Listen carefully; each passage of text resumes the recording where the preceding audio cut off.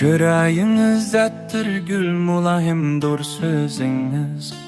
Rizvan gülüm men siz geçin yürekten aşık men.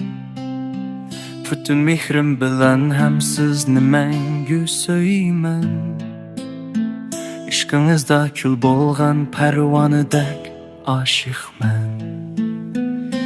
Rizvan gülüm men siz geçin yürekten aşık men.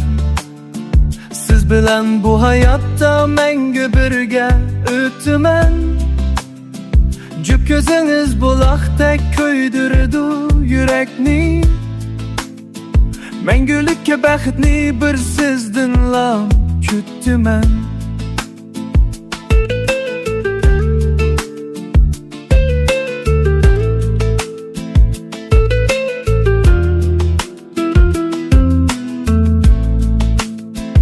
Ahlakınız bək güzel küyüm çandır bu kalbiniz. Vapadarlık beğinde müvəbbər sun bəxtlər. Rizvan gül siz eytkan söz şunça tatlıq bal həsəl. Arzularını cüp qılıb qoraylı biz təxitlər.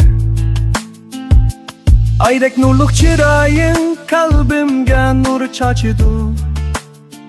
Əxlaqındır bək güzel küyüm çandır bu kalbinin. Siz bar ya da gəm qayğu məndin yıraq məngülük.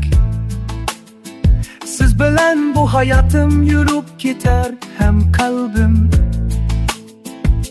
Rizvan gülüm ben siz geçin yürekten aşık men. Siz bilen bu hayatta məngü birge ötümen.